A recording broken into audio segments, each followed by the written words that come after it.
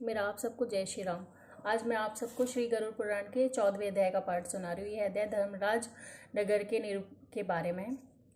श्री गरुड़ जी बोले, हे दयानिधान, यमलोक का कितना प्रमाण है, यह वह कैसा है, उसे किसने बनाया है, उसकी सभा कैसी है, और उसमें धर्मात्मा लोग जिन धर्म मार्गों से धर्मराज के भवन को जाते हैं, उन धर्मों और मार्गों को मुझसे कहिए। श्री भगवान बोले, हे गरुड़ सुनो, जो नारद आदि ऋषियों से जानने योग्य है, वह सुंदर धर्मराज का नगर बड़े पुण्यों से मिलता है। दक्षिण और नेत्रेत्य के बीच में जो व्यवस्थ धर्मराज का पुर है, वह वज्र का बना हुआ है, जिसका देवता और असुर भी भेदन नहीं कर सकते।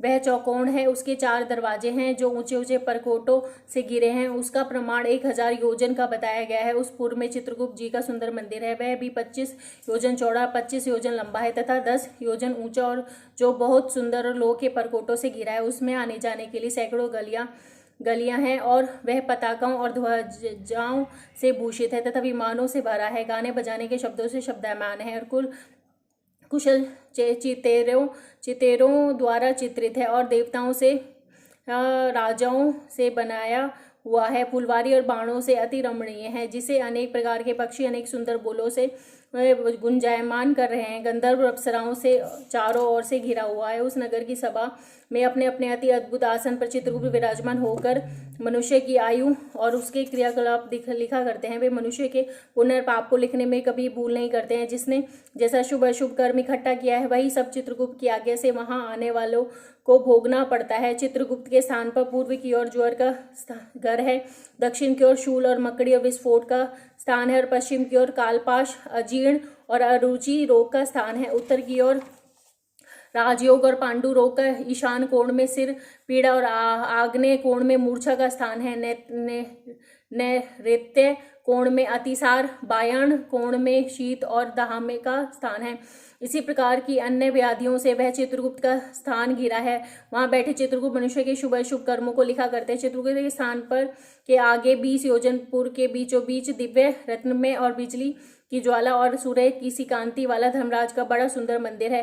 वह 200 योजन लंबा, 200 योजन चौड़ा और 50 योजन ऊंचा है। हजारों खंभे उसमें लगे हैं। वह वैदुर्य मणियों से भूषित और सोने से अलंकृत है। उसमें अनेक प्रकार के महल बने हुए हैं। शरद काल के मेघ के समान सोने के कलशों से सुशोभित है। चित्रयुक्त स्फटिक मणियों की सीढ़ी वाला वह हीरे की कुटियों से शोभायमान है। उसके झरोखे में मोतियों की झालरें लगी हैं। वह पताकों और ध्वजों से शोभित और घंटा और नगरों से नाद से युक्त है, और सोने के बंधनवारों से मणित है। उसमें आश्चर्य में सोने के सैकड़ों किवाड़ लगे हैं, और अनेक प्रकार के वृक्ष, लता और कांटे रहित पेड़ों से सुहावना है। इसी प्रकार के अन्य भूषणों से वह सदा भूषित है। उसने अपने योगों के प्रभाव से विश्वकर्मा ने उसे निर्मित किया है। उस पुर में 100 योजन चौड़ी काम रूपिणी दिव्य सभा है। उसमें सब और चमकीले सूर्य का सा प्रकाश है। वह ना तो अधिक ठंडी है, ना ही अधिक गर्म है। वह मन को अत्यंत हर्षित करने वाली है। उसने में न शोक है, न बुढ़ापा है, न भूख है, न प्यास है, और न ही कुछ अप्रिय वस्तु है। उसमें देवता संबंधी तथा मनुष्य संबंधी सब काम मौजूद है। उसमें सर्वत्र रस युक्त बहुत से खाने योग्य भोजन के पदार्थ और रस वाले स्वादिष्ट गर्म ठंडे जल हैं। उसमें पुण्य में शब्द आदि विषय के नित्य कामरूपी फल देने वाले वृक्ष हैं। गरुड़, हे गरुड़, सब सभा बाधा रहित, रमणीक और कामना देने वाली है। बहुत समय तक तप करके विश्वकर्मा ने उसे बनाया था।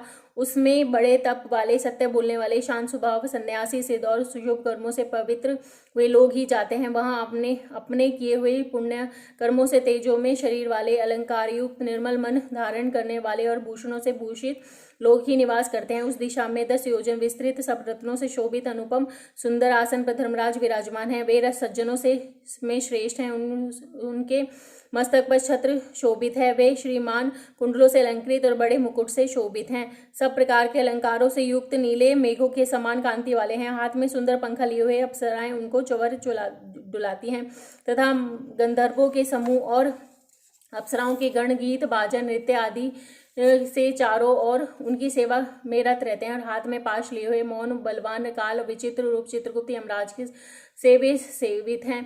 और पाश और दंड लिए हुए भयंकर रूप आज्ञा में रहने वाले अपने तुल्य बल वाले अनेक योद्धाओं से वे घिरे हुए हैं। हे गरुड़, अग्नि, श्वात, पीतर, सोमपा, उष्पंपा, स्वधावंत, बहिषद, मूर्त और अमूर्त जो पितर हैं, तथा आर्यमा आदि पितृगण और मूर्तिमान जो अन्य पितर हैं, वे सब मुनियों के साथ उन धर्मराज की पूजा करते हैं। अत्रि, वशिष्ठ, पुलह, दक्ष, पुलस्त्य, अगस्त्य, नारद जी, ये सब तथा अन्य बहुत से धर्मराज की सभा के सभासद हैं। उनकी नाम और कर्मों से संख्या नहीं की जा सकती। धर्म शास्त्रों की व्याख्याओं से यथार्थ निर्णय करने वाले ब्रह्मा जी की आज्ञा से धर्मराज की सेवा करते हैं।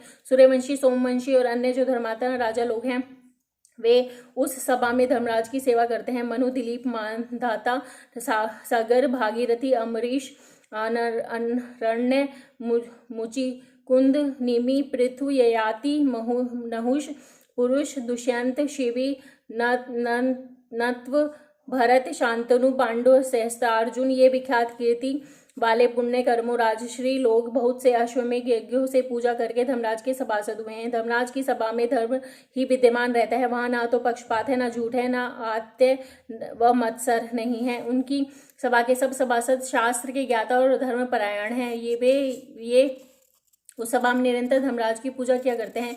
हे गरुड़, महात्मा धर्मराज कि वह सभा ऐसी है कि जिसको दक्षिण मार्ग से गए हुए दुष्टात्मा नहीं देख सकते।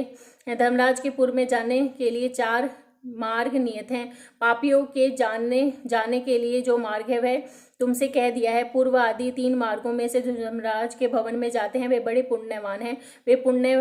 वे बड़े पुण्य से उस सभा में पहुंचते हैं। उसको सुनो। वहां सब भोगों से युक्त एक पूर्व मार्ग है। उसमें देव वृक्ष की छाया है। वह रत्नों से शोभित है, विमानों के समूह से भरा है, जहां तहां हंसों की पंक्तियां विराजमान है, मूंगा के बागों से घिरा है और अमृत के रस तुल्य जल से परिपूर्ण है। उसी पूर्व मार्ग से ब्रह्मऋषि लोग, पुण्यवान निर्मल राजश्री लोग, अप्सराओं के समूह, गंधर्व, विद्याधर और वासुकी आदि सर्व जाते हैं। और जो देवताओं की आराधना करने वाले, शिवजी की भक्ति में तत्पर रहने वाले, गर्मी में प्याऊ लगाने वाले, माघ में लकड़ी देने वाले, वर्षा ऋतु में जो विरक्त लोगों को दान मान से आश्रय देने वाले, दुखितों को मीठे वचन कहकर आश्रय देने वाले, वे लोग जो सत्य और धर्म में रत हैं, क्रोध तथा लोभ से रहित हैं, एवं माता पिता के भक्त एवं आज्ञाकारी और गुरु की सेवा करने वाले, भूमि, घर, गौ और विद्या का दान करने वाले, पुराणों को बाँचने वाले, श्रवण करने वाले, सप्ताह आदि पारायण करने वाले, ये सुकृति लोग और अन्य जो पूर्व द्वार से प्रवेश करने वाले सुशील और बुद्धि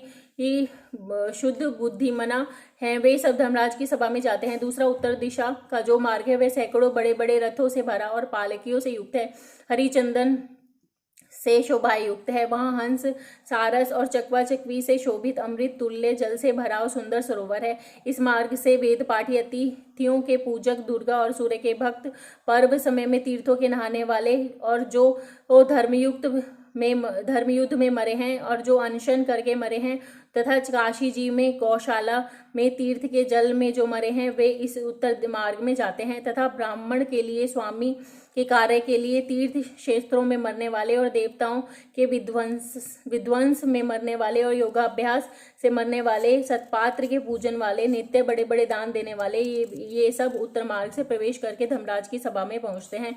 रत्नों से बने मंदिरों से शोभित तीसरा पश्चिम दिशा वाला मार्ग है। उसमें सदा अमृत तुल्य रस से भरी बावड़ियां शोभायमान है। वह मार्ग एरावत के कुल में पैदा होने वाले दिग्गज एरावतों से भरा है और इंद्र के अश्व उच्चैश्रवा से उत्पन्न हुए अश्व रत्नों से शोभित है। इस मार्ग में आत्मपरायण, अच्छे शास्त्रों का निश्चिंतन करने वाले, भगवान के अनन्य भक्ति और गायत्री मंत्र का जप करने वाले, दूसरों की हिंसा, पराया धन और पराये से विवाद से जो रहित हैं और अपनी स्त्री से रमण करने वाले, सज्जन, अग्निहोत्र करने वाले और वेद का पाठ करने वाले, ब्रह्मचर्य व्रत धारण करने वाले, वानप्रस्थ तपस्वी लोग और श्रीपाद संज्ञक सन्यासी, जिनके लिए कंकर, पत्थर, सोना बराबर है, ज्ञान और वैराग्य से युक्त, सब प्राणियों का हित करने वाले, शिव और विष्णु के उपासक, कर्म को ब्रह्म में अर्पण करने वाले तथा तीनों ऋणों से मुक्त, सदा पंच यज्ञ करने वाले, पितरों का श्राद्ध करने वाले, समय पर संध्योपासना करने वाले, नीचों की संगति से रहित और सत्संगति करने वाले,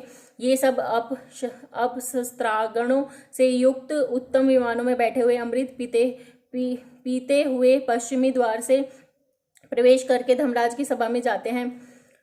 यमराज उन आए हुए लोगों को देखकर उनका बार बार स्वागत करते हैं और स्वयं खड़े होकर उनके सामने जाते हैं। वे उस समय वे चारों भुजाओं में शंख, चक्र, गदा और तलवार को धारण कर पुण्यात्माओं के साथ स्नेह से प्रेम मित्र सम व्यवहार करते हैं तथा उन्हें बैठने को सिंहासन देते हैं, नमस्कार करते हैं, पाद्य अर्घ्य देते हैं, फिर चंदन आदि से उनकी पूजा करते हैं और अपने सभासदों से कहते हैं कि ये सभासदों, इस ज्ञानी को आदर से नमस्कार करो, यह मेरे मंडल को भेद कर ब्रह्मलोक को जाएंगे। हे बुद्धिमानों में श्रेष्ठों, नगर से डरने वालों, नरक से डरने वालों, आप लोगों ने बड़े पुण्य करके सुखदायक देवत्व को प्राप्त किया है। जो दुर्लभ मनुष्य का शरीर पाकर भी नित्य नैमित्तिक कर्म नहीं करता, वह भयानक नरक में जाता है। इससे बढ़कर और दूसरा ज्ञानी कौन है? जो मनुष्य अस्थिर शरीर से और अस्थिर धन आदि के द्वारा स्थिर धर्म का संचय करता है, वही बुद्धिमान मनुष्य है। इसलिए सब प्रकार के यत्न करके धर्म का संचय करना चाहिए।